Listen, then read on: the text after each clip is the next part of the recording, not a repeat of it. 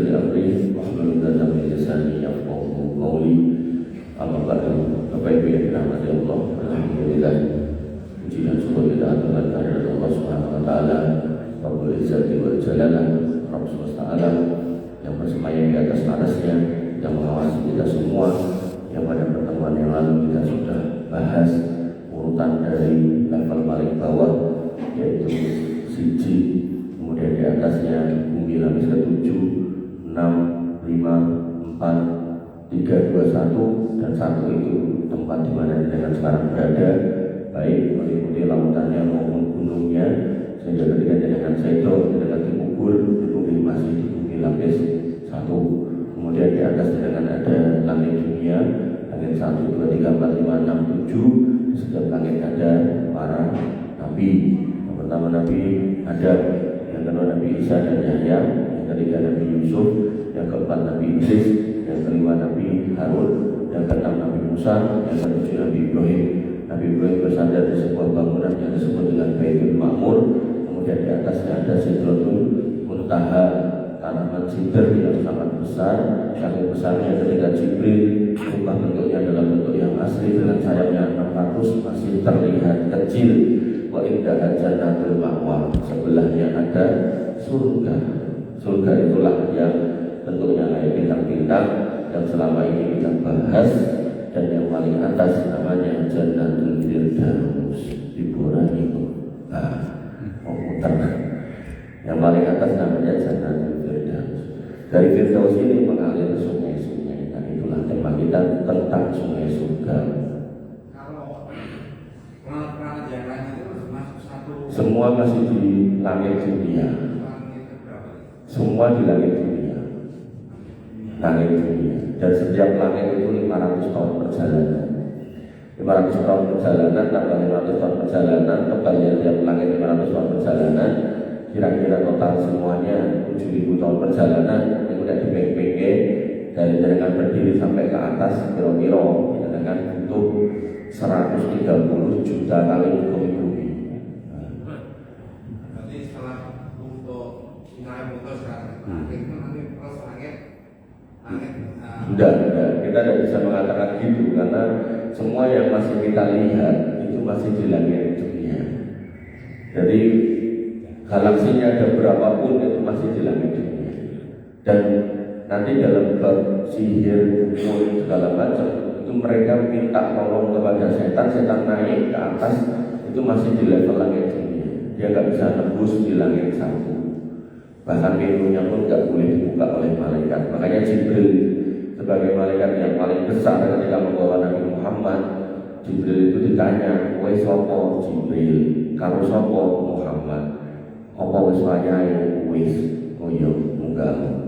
Baru ketemu Nabi Adam dan seterusnya. Sehingga kalau ada yang mengatakan bumi lapis 7 itu buminya cacahe 7, boten niku keliru. 1. Kemudian yang kedua, bumi lapis 7 buminya cacahe 7, faktane planetnya boten mung 7 sak pirang-pirang.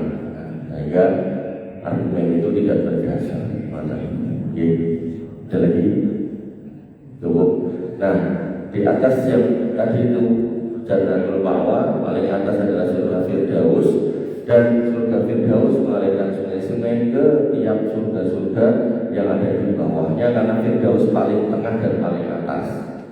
Makanya Nabi mintalah yang paling tinggi yaitu Firdaus. Pada bahasa ini dengan kursi paling dhuwur, mau meleset untuk tinggi sore ya alhamdulillah. Betul? Sehingga jenengan tidak boleh kalau minta surga itu ya Allah, kalau pergi surga kula nek jenengan kersa nek boten dipun, enggak boleh dengan boten itu. Jadi harus optimis, langsung dituju pada yang paling atas.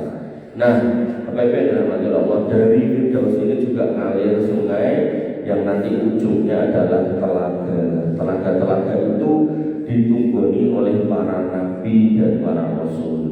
Dari sisi hadis Nabi itu ada 124.000, dari sisi hadis juga Rasul itu ada 313. Lah cacai telaga ini berapa? Nek kembali ke jumlah Nabi 124.000, nek kembali ke jumlah Rasul 313. Lah pasti piro tidak tahu saya. Yang jelas Bapak Ibu rahmati Allah. Telaga itu nanti akan ditunggoni nabi-nabi yang pernah diperintahkan untuk berdakwah. Karena nanti ada nabi yang kemudian mendapatkan risalah tapi hanya untuk dirinya, karena ada. Nah, maka yang diperintahkan untuk berdakwah itulah yang nanti mendahului kita di telaga-telaga itu. Karena Nabi Muhammad ada yang dibersamai umatnya cuma satu, berarti dakwahnya orangnya ini yang menyambut cuma satu. Mungkin ada yang dibersamai umatnya cuma dua, dakwahnya orangnya ini sehingga akan namun kali. Nanti ada Nabi yang nggak punya umat, dakwahnya mulai orang gagas. Nah, kemudian Nabi Muhammad melihat telaga dengan umat yang banyak. Nah, Nabi bertanya, "Iku sopo?" Kata Jibril, "Iku Musa dan umatnya." Musa dan umatnya, umat Musa bukan sing sakti, tapi umat yang dulu bersamai di atas agama yang benar, yaitu agama tauhid. Yang umat sing sakti Bani Israil itu bukan terperibu. Nah, kemudian setelahnya Nabi ditunjukkan lah kain umatmu mulukeh meneh, kempuyu keh dia. Nah, makanya dalam Quran surat Al-Kautsar, surat termasuk yang paling pendek di dalam Quran, Bismillahirrahmanirrahim, inna a'tayna al-Kautsar.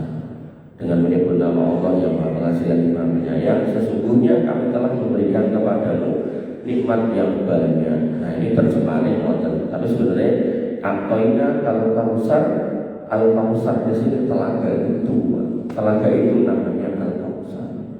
Ibaratnya ya dan gunung lampu, maupun coklok yang terumbul. Umbulin namanya benten-benten. Tapi begitu nyemplungkan kali, nah mungkin arahnya kali itu benten-benten. Ramela tersurga ada sungai Nil, ada sungai Efrat, ada sungai susu, sungai madu, macam-macam.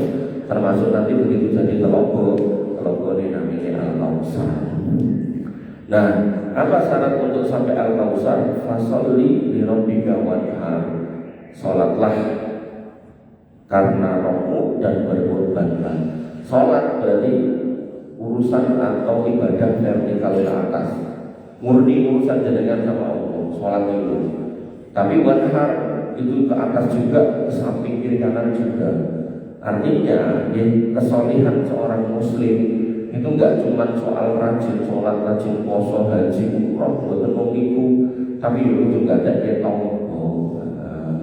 Tawane keseripahan, dibentornya dihibur, syukur-syukur dibantu. Nah, kemudian ketika tetangganya butuh ditolong, jangan sampai berantem sama tetangga.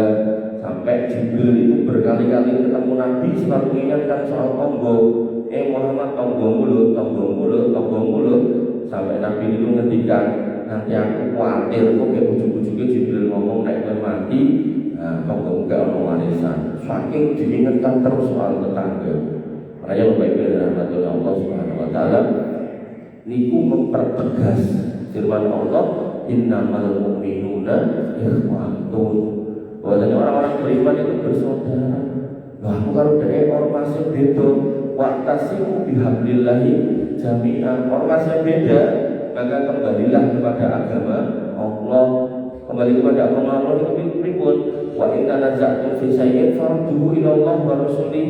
Kalau ada masalah ya kembali kepada Allah dan Rasulnya. Kalau kayak contoh hari Kamis yang cetak pulau Tegal pengawasan bapak-bapak, ya ibu-ibu betul-betul. Pulau survei satu, insya Allah terpuji di mana-mana, insya Allah terpuji di hati, insya Allah terpuji di diri setiap manusia, insya Allah terpuji bukan terkau. Beda-beda jawabannya. Begitu kita sudah jelaskan ini, akhirnya jawabannya sama. Oh, Allah di arasnya sama, Maha besar dengan semua kuasanya, mengawasi kita dengan semua ketelitiannya. Al-Khabir itu yang teliti detail. Makanya Bapak Ibu dalam rahmatullah Allah Subhanahu wa taala jadi seragam, enak.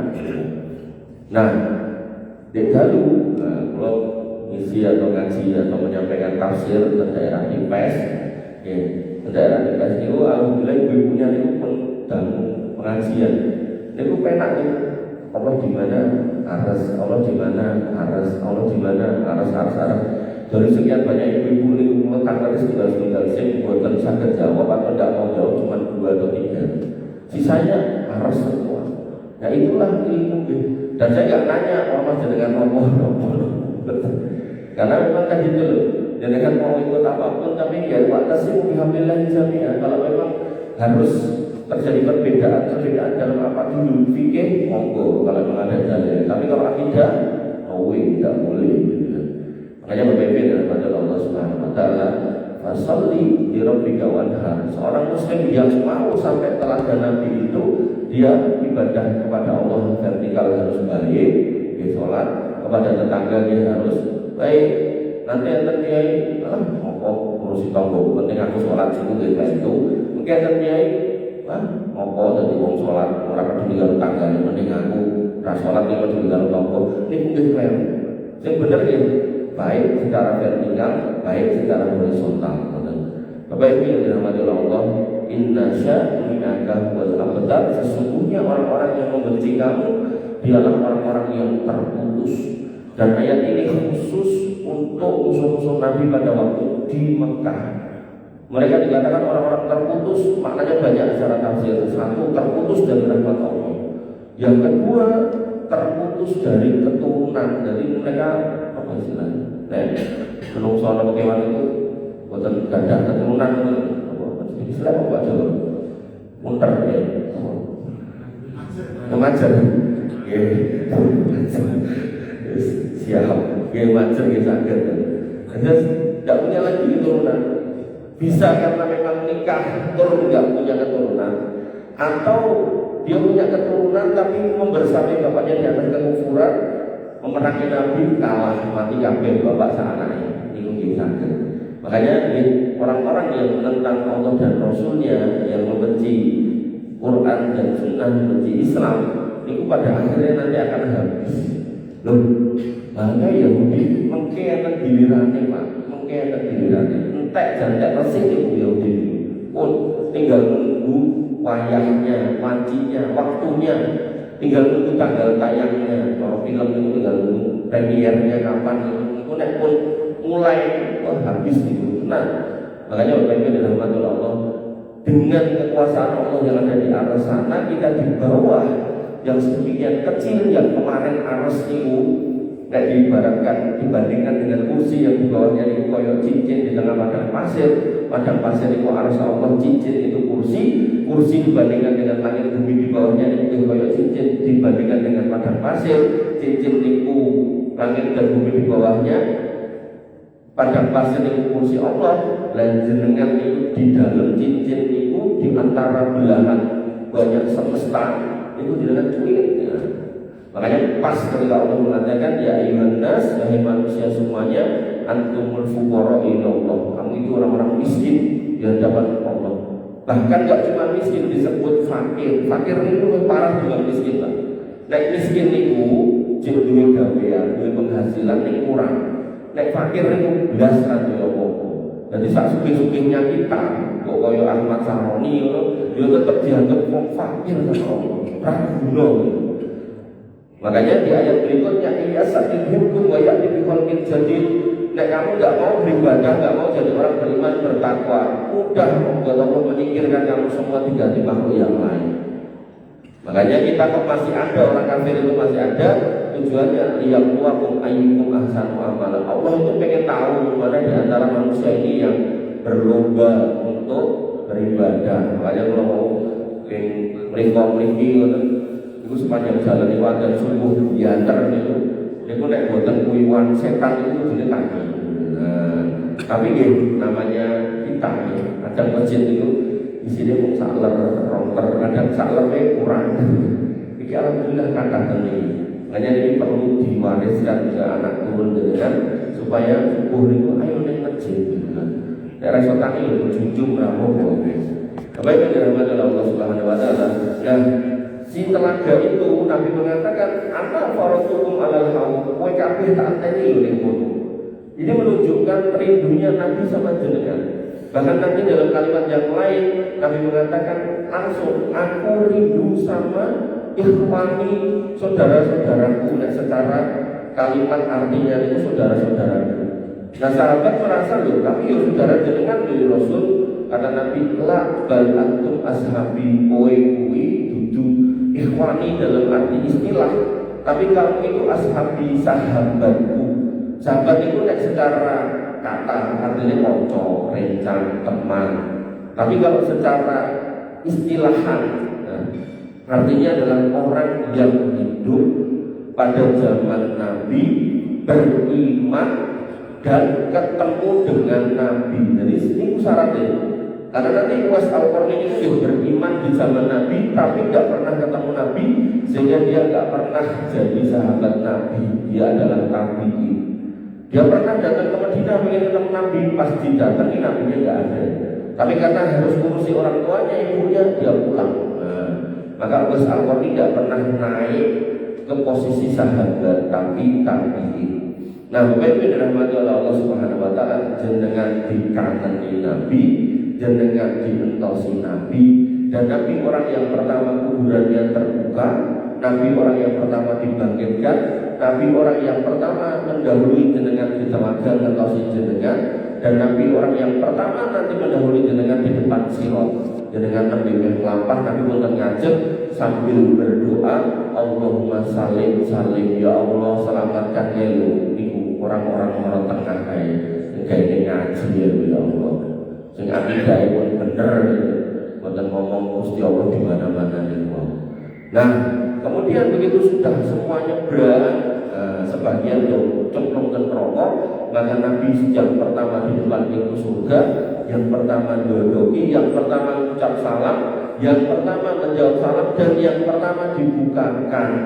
Begitu sudah dibukakan, beliau yang pertama masuk. Tentu sebagai orang yang pertama masuk, beliau membawa pengikutnya, jeneng yang umatnya jeneng ya termasuk jenengan. Nah, tinggal nanti dalam urutannya sebagai rombongan besar.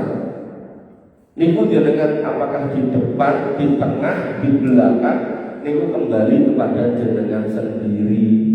Artinya kata jenengan hari ini yang sudah rajin sholat, terus delok tangganya atau sholat, ono kok sugih, aku kok sholat tetep tapi ya duitnya sakmene wae, sesuk tak rasa sholat barangkali sesuk dadi wong sugih. Salah niku.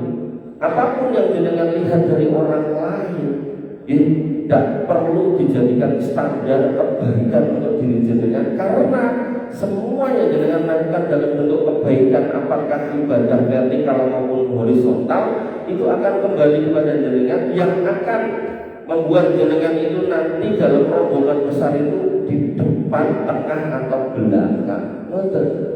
Nabi jenengan tidak usah pedulikan orang lain. Makanya Nabi mengingatkan, udhuru ilaman huwa asfala minkum wa la tadhuru ilaman huwa fawqakum alla tajharu nikmatallahi alaikum. Nek urusan donya delok sing isor aja sing dhuwur. Nek dhuwur engko ndak nikmat yang kamu terima mbok remehkan. Kenapa? Karena kebaikan Allah pada kita di dunia dalam hal urusan dunia enggak ada kaitannya dengan apa? Hidayah. Apa nek orang rajin sholat terus kudu sugih mboten. Nek ngoten mungkin mboten enten wong muslim Islam kabeh. Agar wong sholat tak sugih, wong sholat sugih, wong kabeh wong dadi wong Islam. Lah ora itu semua orang dari wong Islam boleh, tapi yang Allah inginkan bukan itu sebabnya, tapi sebuah proses pencarian. Nah, pencarian itu yang disebut majelis ilmu, ilmu yang dibangun di atas Quran dan Sunnah. Nah, Allah ngawasi di atasnya sana mana orang-orang yang berjuang mencari jalan menuju Allah. Manjatu fina lanahdiyannahum subulana. Siapa orang-orang yang bersungguh-sungguh mencari jalan menuju kami, tak duduri jalannya. Man salaka thariqan yaltamisu lahu fihi ilman sahalallahu lahu thariqan ilal jannah. Nek gelem mlaku ning dalannya berisi ilmu berisi Quran dan Sunnah, tak duduri dalan nang surga lah niku. Makanya kemudian tadi telaga niku penting. Fa innahu nahrun wa adanihi Rabbi azza wa jalla alaihi khairun kasirun wa huwa haudun taridu alaihi ummati yawmal qiyamah aniyatuhu adadun nujum fa yuhtalaju abdu minhu fa aqulu Rabbi innahu min ummati fa yakunu ma tadri ma'ahdas ba'daka. Nah kata Nabi, Al-Kautsar itu yang di dalam Quran surat Al-Kautsar, Inna a'tayna Al-Kautsar adalah sebuah sungai yang dijanjikan Allah Rabb Azza wa Jalla, dan sungai itu nanti memiliki kebaikan yang banyak. Jadi memang ini ke arah telaga dari Al-Kautsar, otomatis sungai ini menginggil sungai Al-Kautsar. Kados Bengawan yang gede namanya Bengawan, begitu disudah dari cilik jenenge Bengawan cilik gitu. Nah, maka Bapak Ibu dirahmati oleh Allah Subhanahu wa taala, wa huwa faudun, dan itu adalah telaga. Taridu alaihi ummati, yang disiapkan oleh Allah, yang nanti memiliki kebaikan yang banyak, dan nanti akan didatangi umatku. Jadi umat-umat yang banyak itu nanti akan mendatangi nabi-nabinya. Sampai Bunda Aisyah bertanya, bagaimana jenengan membedakan kami dengan orang lain ketika semua orang dari yang pertama sampai terakhir dibangkitkan? Kata Nabi, kamu umatku itu kayak kuda belang di antara kuda hitam karena bekas wudhu, berkilau, bercahaya. Makanya tidak disuruh untuk isbahul wudhu, menyempurnakan itu tidak dikatakan siput itu tambah sidik, kan sampai mata kaki tambah sidik. Nek rujukan itu orang masuk angsal nek ada wudhu. Ini enggak ngobrol kabeh. Makanya wudhu mawon. Nah, Bapak Ibu dirahmati oleh Allah Subhanahu wa taala, di sini kemudian disebutkan bahwasanya aniyatuhu aqatul nujum. Di telaga itu sudah disiapkan gelas-gelas bejana-bejana yang buat minum itu sejumlah bintang-bintang. Nah, jumlahnya Mas itu menunjukkan banyak, dan itu menunjukkan gak akan kurang. Jadi kan mantu ki piring gelasnya boleh pecah, cepatnya 1000, ada 1000. Nah, undangannya 500 ping loro biasanya ada ini 1000. Lah kok sing ngadeg sing iki ya tambahi 100. Wis dihitung-hitung ngoten sosok kurang. Ya. Itu manusia, tapi untuk Allah enggak. Ada dulu jumlahnya sejumlah bintang-bintang. Ini menunjukkan pokoknya orang bakal kurang, orang perlu rebutan. Mau boleh nikahan resepsi, standing party. Jadi pakaiannya kayak mau suge-suge, tapi dari blok panganan mau standing party, rayaan, ngumpuli orang tahu mangan, lo gila lo. Lo ada tinggalin mulai. Nah ini di betul koning-koningnya warung bakso untuk meneh kono. Nek kadang itu nek standing party itu soalnya ada biayanya kan ini. Nek nyumbang kan 100. Berarti kudu sing tak pangani paling ora ya 100. Nah, itu sangel. Iku nek peteng gede koyo kula rahmat.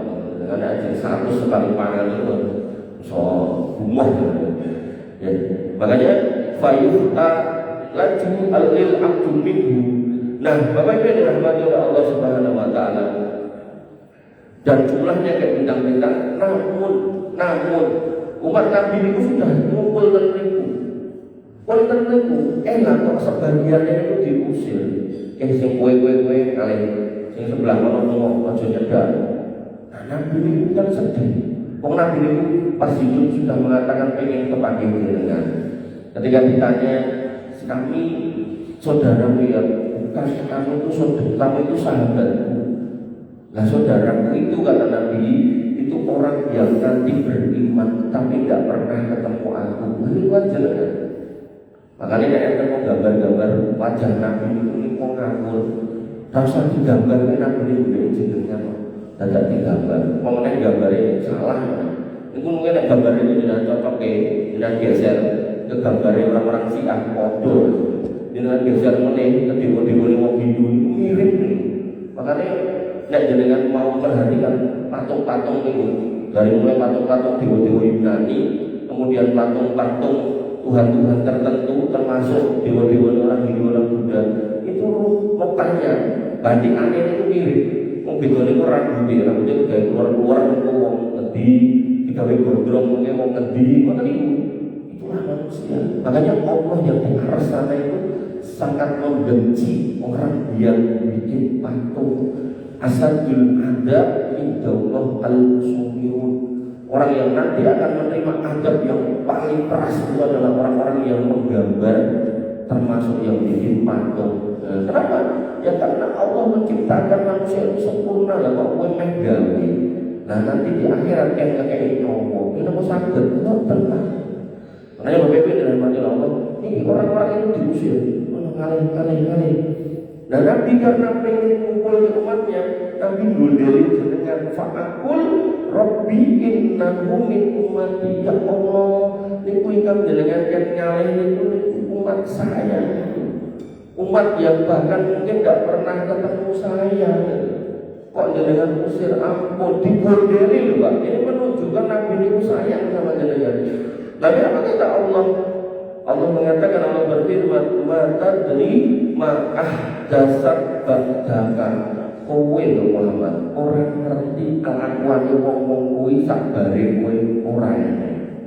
Kelakuan soal apa dijelaskan oleh para ulama. Bapak Ibu yang dirahmati Allah Subhanahu wa taala, kelakuannya disebutkan yaitu bahwasanya mereka membuat dalam urusan agama.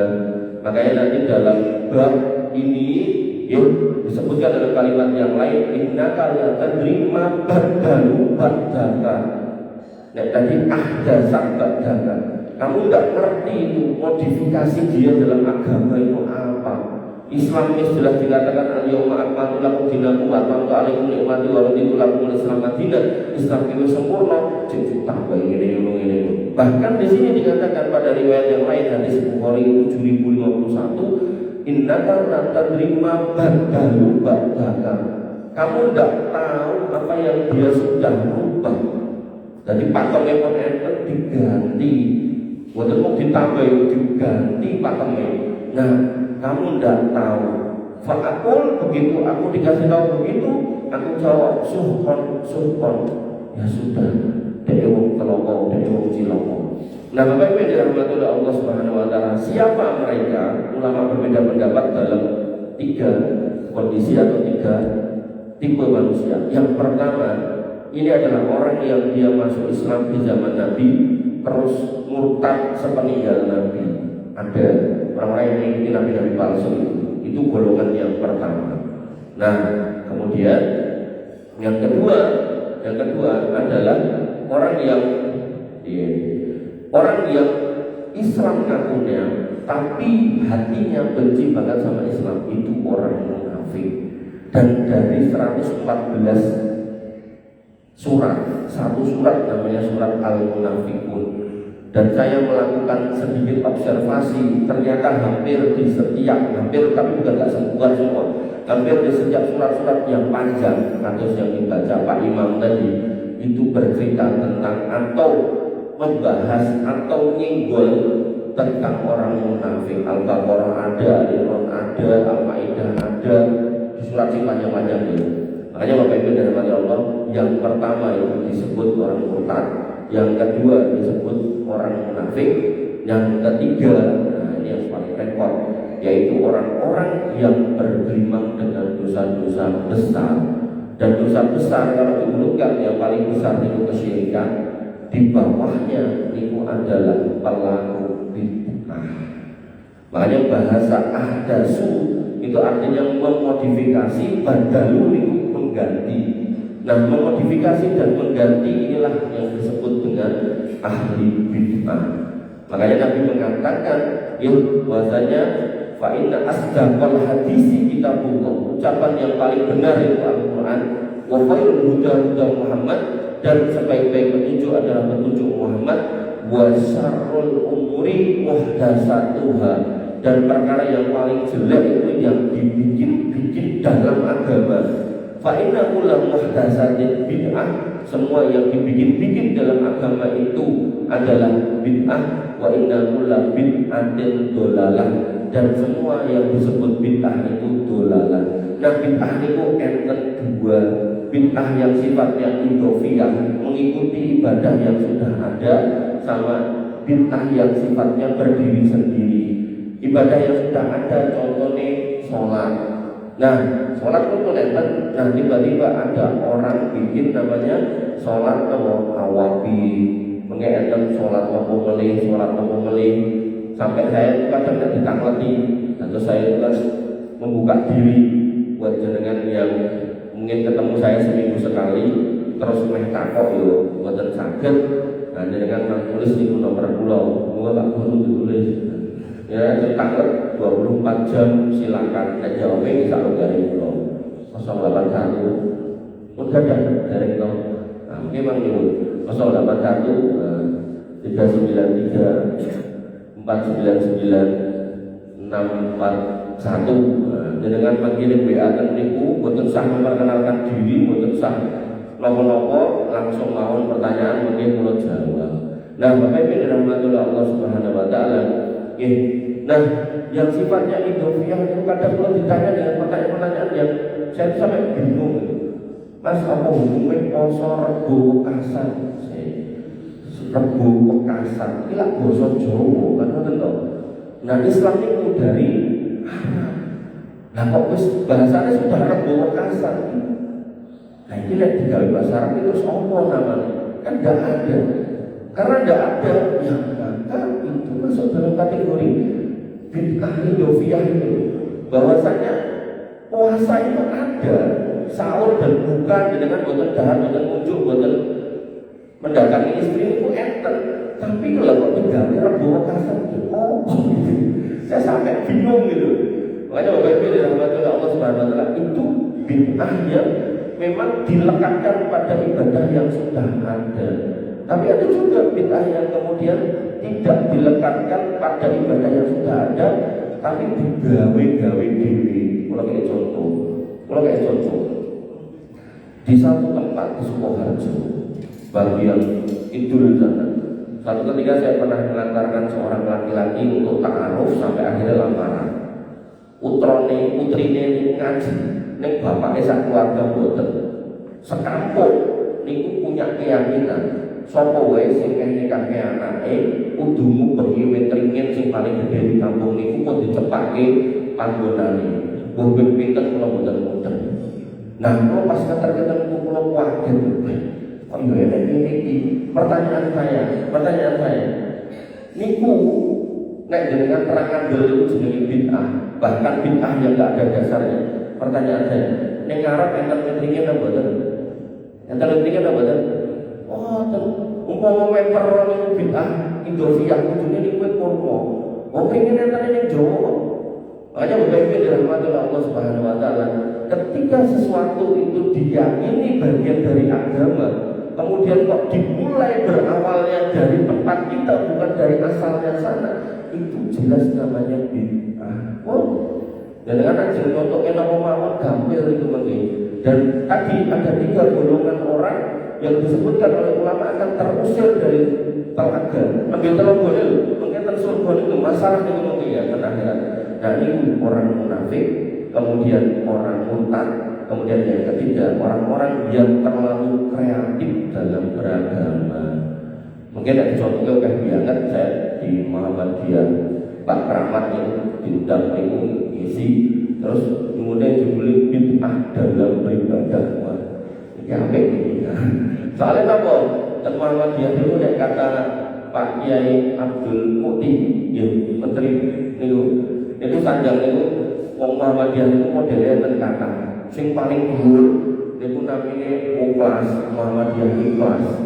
Niku wong Muhammadiyah sing tesih bahas bid'ah.